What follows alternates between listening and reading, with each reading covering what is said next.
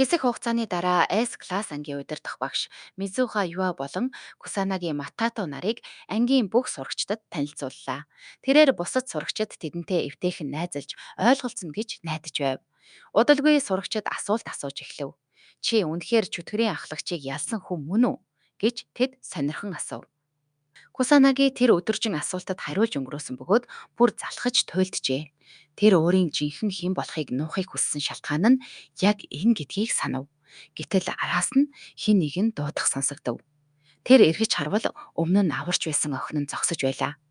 Охин түүнээс баг зэрэг цаг гаргаж ярилцаж болох эсхийг асуув. Хэсэг хугацааны дараа Кусанаги дахин сургуулийн дээвэр дээр гарч ирэв. Тэр өөртөө хүмүүс чухал юм ярих болгондоо заавал дээвэр дээр гардаг бичигдээгүй дүрэн байдаг юм болов гэж бодлоо. Юач тэднийг нууцаар дагаж ирээд ханны цаанаас ажиглаж байв.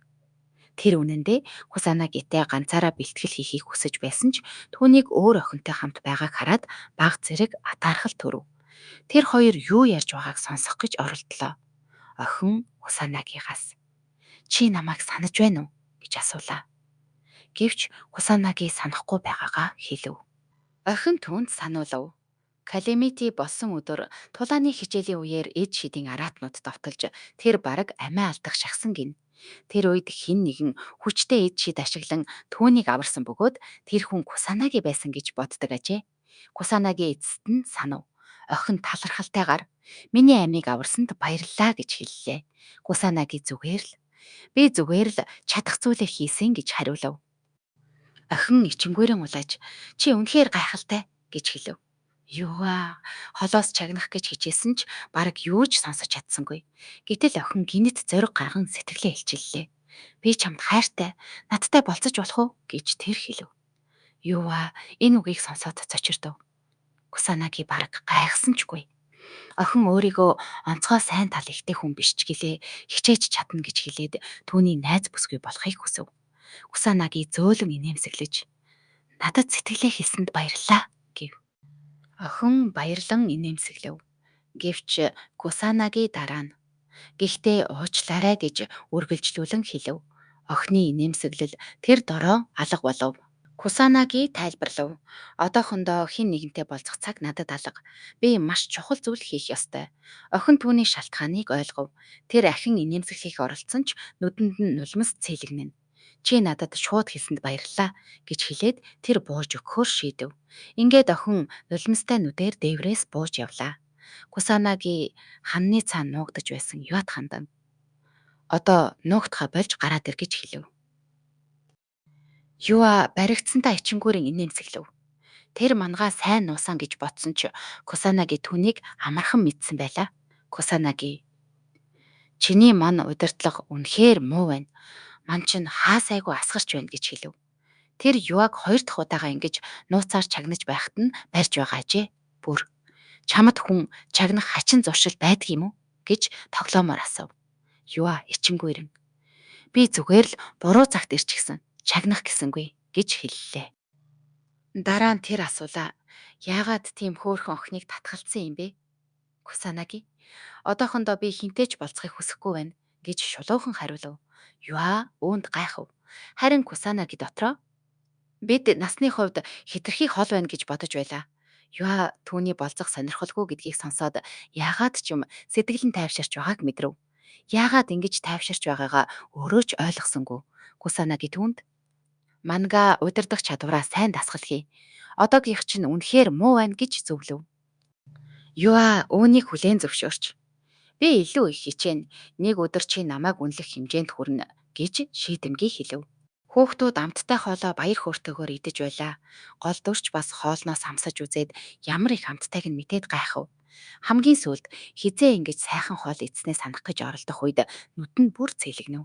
Тэр маш удаан хугацаанд зөвхөн тулалдаанд анхаарч ирсэн учраас өөртөө анхаарал тавиагүйдээ харамслаа. Маргааш нь Кусанаги болон найз нь хамт сургууль руу алхав. Юа тэднийг яагаад ийм оройтсонд бухимдан гайхаж байлаа. Кацурагийн гол дүрийг унтаад байсан гэж хэлв. Ингээд тэд хоёр хөвгүн хамт хонсныг мэдэв. Юа атаархаж хамт бэлтгэл хийсэн үү гэж асуулаа. Кусанаги яагаад тэд ингэж уулзаж байгааг гайхсан ч дотроо бол үүнээс таашаал авч байгаагаа хүлээн зөвшөөрөв. Тэр үед шидүү Сонататай хамт гарч ирээд манай хүүгээс хэдхэн минут цаг гаргаж өгөхийг хүсв. Гол дүр тэднийг дахиад хараад бага зэрэг уурсав. Шидүү дахин төвөг утсандаа уучлал хүссэн ч энэ удаа үнэхээр яаралтай асуудал гарсан гэж хэллээ. Саната Токиогийн цамхгийн ойролцоо араатнууд гинэт гарч ирж эхэлсэн. Энэ нь каламититэй холбоотой байж магадгүй гэж үзэж байгаагаа тайлбарлав. Тиймээс тэд Кусанагигаас тусламж хүсжээ. Кусанаги өөрийгөө зүгээр л сурагч шүү дээ гэж бултахыг оролцсон ч Шидүү түүн шиг хүнийг сурагч гэж дуудах нь зохимжгүй гэж үзв. Учир нь тэр каламитыг ганцаараа зогсоож чадах хүчтэй хүн байлаа. Шийдвэр шулуухан хэлэхээр шийдэж энэ асуудал цагдаагийн хүчнээс аль хэдийн давсан учраас түүнд тусламж нь зайлшгүй хэрэгтэй гэж хэлв. Кусанаги тэд ийм нууц мэдээллийг ингэж ярьж болох юм уу гэж асуув. Гэвч шийдүү тэд бүрэн шахалтад орсон. Өөр аргагүй болсон гэж хэллээ. Юа болон найзууд нь бас туслахаар шийдэв. Рука арт талаас дэмжлэг үзүүлж чадна гэдэгтээ итгэлтэй байсан бөгөөд Кацураги ч мөн санал нийлв. Шидүү тэдний сэтгэлийг үнэлсэн ч хамт явахыг зөвшөөрсөнгүй. Учир нь бодит тулаанд тэднийг оруулах боломжгүй гэж үзжээ. Рука түүнийг ятгах гэж оролцсон ч Шидүү тэднийг ердөөл академийн шилдэг сурагчид төдий гэж үзэж жинхэнэ тулалдаанд бэлэн гэж бодсонгүй. Тэр тэднээс хинэн ч Кусанагийн төвшөнд ойртож байна уу гэж асуухад бүгд ичиж дуугүй болов. Шидүү тэднийг академи руугаа буцахыг зөвлөөд Кусанагийг өөртөө хамт явахыг урив. Гол дүр найзууд нь хизээ нэгэн өдөр өөрийг нь гүйцэж очиосай гэж хүсэж байлаа. Тэд ч өөрсдөө хизээ нэгэн өдөр тийм болно гэж өөртөө итгэлтэйгээр хариулж урам зоригтой болов. Цагдаагийн төв дээр очиод манай хүү хуралд оролцох болов. Нэгэн хүн Токиогийн цамхгийн ойролцоо хэдэн зуун ид шидийн араатан гарч ирээд байгаа. Энгийн ирэхэд гэмтхээс өмнө яаралтай төлөвлөгөө гаргаж арга хэмжээ авах хэрэгтэй гэж тайлбарлав. Тэр мөн саяхан шидийн академид болсон каламитигийн үеэр маш чухал үүрэг гүйцэтгэсэн нэгэн сурагч тэдний талд байгаа гэж хэлээд гол дүрийг босож зогсохыг хүсв. Кусанаги ч хэлснээр нь бослоо. Зарим ирчүүд ард нь шивнэлдэж эхлэв. Нэг нь яагаад жаахан хүүхэд тэдний ажилд оролцож байгаа юм бэ гэж гайхав. Нөгөө нь бол Кусанаги өмнөх каламитийн үеэр чөтгөрийн ахлагчийг ганцаараа дуусгасан хүн гэж тайлбарлав. Гэхдээ нөгөө ир түүнийг нь шал худлаа гэж итгэхэд бэрх юм гэж хэлв. Санаата бүр эвгүй байдалд оров. Тэр үед шидүүд угарч Кусанаги үнэхээр тэр каламитыг зогсоосон сурагч мөн бөгөөд чөтгөрийн ахлагчийг ч ганцаараа ялсан гэж хэлв. Тэр бүхнийг ойроос харсан хүний хувьд өөрийн үгээр баталж байлаа. Шидүүгийн бодлоор манай хүү 50 жилийн дараа дахин гарч ирсэн каламитид оролцсон бөгөөд түүнтэй ижил хүчний төвшөнд хүрэх хүн үгүй байв. Тэр түүнийг хамтран ажиллуулах нь маш зөв шийдвэр гэж үзэж хүн бүр түүнийг сурагч биш харин түнш гэж харахыг хүсв. Гэсэн ч зарим нь итгэсэнгүй. Тэд түүнийг мэрэгжлийн олон хүн дунд их зан гаргаж буй жирийн нэг сурагч төдий гэж бодож байлаа. Удирдагч нь шин царай нэмэгдсэн ч зориг өөрчлөгдөөгүй. Бүгд тэр даруй хөдөлж мангасуудыг устгах ёстой гэж тушаав. Хурал тарахад Шидо Кусанаги дээр ирж сая сонссон зүйлсийн төлөө уучлал хүслээ. Кусанагийн үнийг зүгээр гэж хэлээд өөрийг нь ирсэн нь л тэдний уурыг хүргэсэн байх гэж таамаглав. Шидо түүний наснаасаа хэтэрсэн төлөвшлийг гайхан Сонатад анхаарлаа хандуулах хэрэгтэйгээ ойлгов.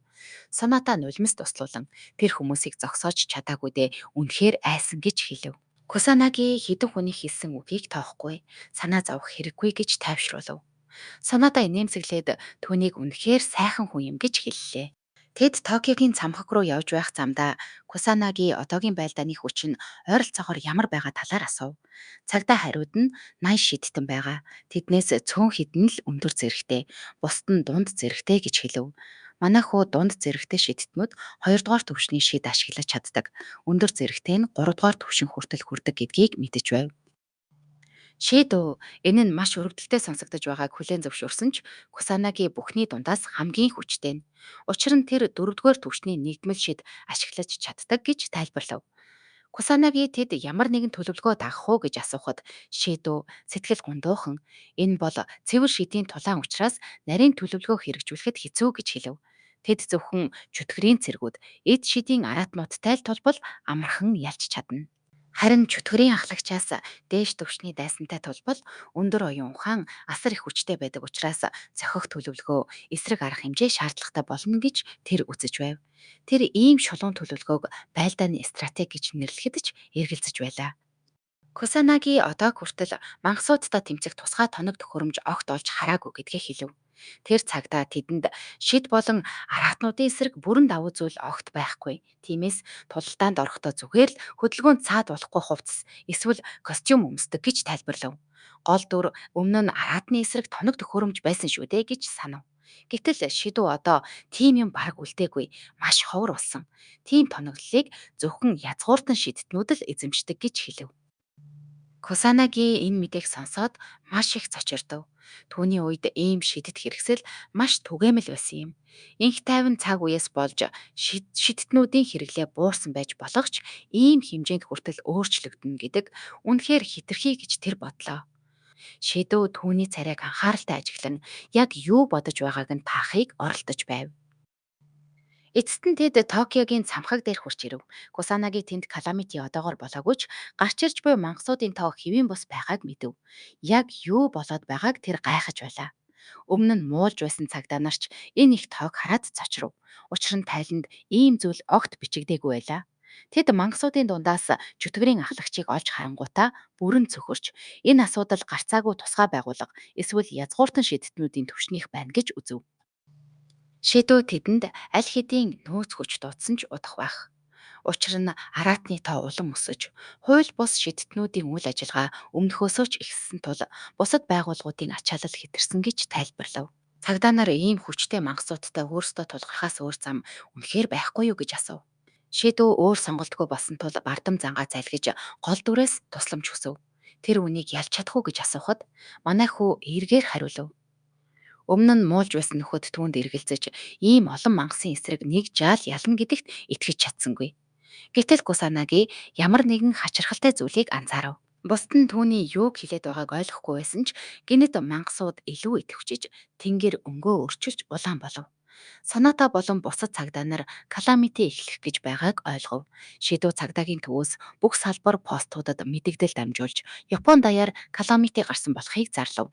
Эд шидийн араатнууд энгийн иргэдийг дайрч эхлэхэд тэр дахин дахин каламити ихэлснийг зарлан шидүү болон түүний хүмүүс болж буй бүхэнд санаа зовж байсан ч манай хүү огт сандарсангүй. Цагдаа нар каламити дахин үүсхийг хараад айдас давтлаа. Тэд яагаад ийм зүйл болж байгааг ойлгохгүй байв. Гол дур каламити бол ердийн үед байгалийн үзэгдэл гэдгийг мэдэж байсан ч энэ удаагийнх нь өмнө гарсан эд шидийн араатнуудаас болж үүсч байгааг анзаарав. Тэр тэд яаж ийм зүйл хийж байгааг мэдэхгүй ч өнгөрсөн 50 жилд каламити үүсгэх шинэ арга сурчсан юм болов уу гэж бодлоо.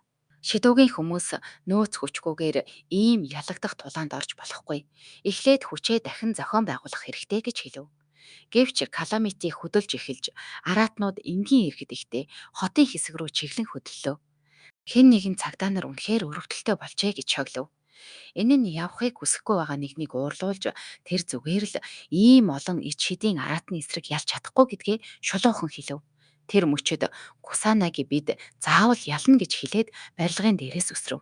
Тэр инээмсэглэн шидийн тойргуудаа гаргаж мангасуудын зүг нисэн очлоо. Тэр тэдний яг дунд газардахад мангасууд түүнийг анзаарч бүгд зэрэг дайрч эхлэв.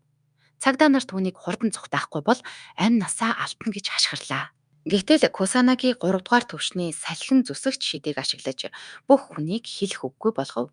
Мангасууд тэр дороо устгагдав. Гэвч хідэн чөтгөрийн цэрэг идэвхчин манай хөрөө олон довтлохоо илгээв. Харин тэр бамбайнуудаараа огт гимтсэнгүү. Саад дотгор маш хэрэгтэй санагдсан тул каламитийн үеэр энгийн хүмүүс гимтэхгүй байхаар тэр тэдний өмнөж бамбай босгов. Тэр ийхүү дараалан мангасуудыг устгаж байхад шидүү түүний хүчийг хараад алмаарав. Нэг доор хэд хэдэн шидийн шинж чанар ашиглаж чадна гэдэгт тэр огт итгэж чадсангүй. Ийм зүйл хийж чадах хүн зөвхөн Кусанаги л байх гэж тэр бодлоо. Шидүү бүх хүнд урагшилж гол дүрийг дагахыг тушаав. Санаатаач зохих дэмжлэг үзүүлэхээр гүйж эхлэв. Бусад цагдаа нар айсандаа чичирч байсан ч зүгтаад байж болохгүй тул өөрсдийгөө зоригжуулан тулалдааны талбар руу гүйлээ. Цагдаа нар мангасуудтай тулалдаж эхлэхэд гол дүр тэдний чадварыг хараад баг зэрэг гайхав. Тэр үед мангасуудын дундаас чөтгөрийн ахлагч гарч ирэв. Нэг цагдаа түүнийг хараад бүр цөхөрч ийм мангасыг зөвхөн домгийн зэрэглэлийн шидтэн л ялж чадна гэж бодлоо. Кусанаги дахин усан могоо шидээ гаргаж тэр цагдаад чөтгөрийн ахлагчийг өөртөө даатга харин бусд нь үлдсэнийг нь зохицуул гэж хэлв. Тэгээд хэдхэн хормын дотор чөтгөрийн ахлагчийг устгаж бүгдийг цочирдууллаа. Хүн бүр түүнийг үнэхээр аимшигтай, хүчтэй гэдгийг хүлээн зөвшөөрөв. Шидөө бүгдэд бостой мангас гарч иртэл үргэлжлүүлэн тулалдахыг тушаав. Бусд нь үлдсэн дайснуудыг барьж Кусанагийн чөтгөрийн ахлагч болон түүнээс хүчтэй бүхнийг хариуцна гэж тэр хэллээ. Гол дүр мангасуудтай тулалдаж байхдаа 60 жилийн өмнө гарсан дэлхийд даяарх анхны каламитийг санав. Тэр үйл явдлын дараа каламити улам түгээмэл болж дахин дахин гарч ирсээр дэлхийг сүрүүлсэн юм. Тэр 60 жилийн өмнө болсон аим шиг дахин давтагдахыг хүсэхгүй байлаа. Учир нь каламити тархвал дахин дэлхий даяар хүрнэ. Тиймээс яг энд байгаа нь зөв гэж тэр бодож каламити хүн төрлөختнийг сүрүүлэхээс өмнө зогсоохоор шийдэв. Сонатаг нэг чөтгөрийн цэрэг дайрсан ч гол дүр цаг алдалгүй орж ирээд тэр дор нь устгав. Соната энэ дүр төрх нь яг нөгөө шүнтэй адил гэдгийг саналаа. Кусанаги түүнээс зүгээрүү гэж асуув. Соната талархаад босхийг оролдов. Харин Кусанаги дахиад л өмнөхтэй ижил нөхцөл байдал үүснийг ойлгоод тэр охин үнэн мэдчихсэн юм болов уу гэж төгшин бодлоо. Соната яагаад тэр хар шидтэн босныг ойлгохгүй үнэндээ тэр хэр хүчтэй юм бол гэж гайхаж байв. Гэхдээ тэнг асуулт асууснасаа болж тэр өөрт нь дургүй болчихгүй гэж санаа зовж ичингүүрийн сони юм бодхоо болох гэж хичээлээ. Соната дахин дайралтад өртөхөд Кусаныги түүнийг дахин хамгаалж арай болгоомжтой бай гэж зөвлөв. Соната уучлал хүсв. Кусаныги түүнийг өөрийнхөө хажууд байж бай. Тэгвэл хамгаалж чадна гэж хэллээ. Тэр Соната тулааны шид ашиглаж чаддггүйг анзаарчээ.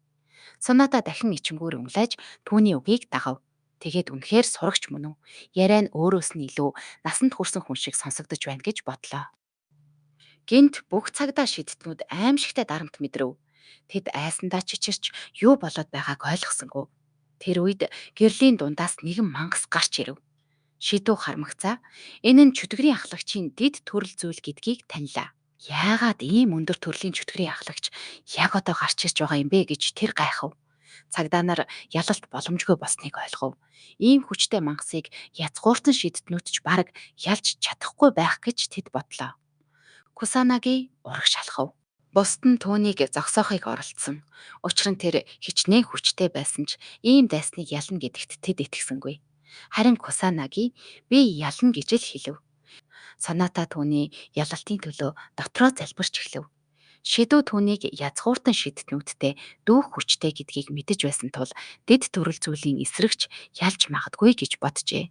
Мангас гол дүртэй нүүр тулан зогсоход шидүү эцэст нь манай хүүгийн жинхэнэ хүчийг харах гэж байгаадаа догтлов. Тэр бүгдэд бостой мангас үхтэл чадах бүхнээ хийсээр бай гэж тушаав. Кусанаги шинэ чөтгөрийн ахлагчтай туллав. Тэр мангас шууд довтолж галын шидэн дайлаа. Цагдаа нар тэр мангасын хүчийг хараад итгэж чадсангүй. Хэрвээ та бүхэнд манай бичлэг таалагдсан бол Төрийн банкны энэ данс руу 1000 төгрөгийн хандив илгээж биднийг дэмжээрэй. Хандив хийсэн өдөртөө шинэ бичлэг шууд орох болно. Мөн шинээр яриулах аним, манга, манхва байвал санал болгож байгаарай. Өө нэрээ. Нэмээд хэлэхэд над руу 1000 болон түүнээс дээш дэмжлэг явуулсан бүх хүмүүстээ үнэхээр их баярлалаа. Та бүхний дэмжлэг надад маш их урам өгдөг шүү.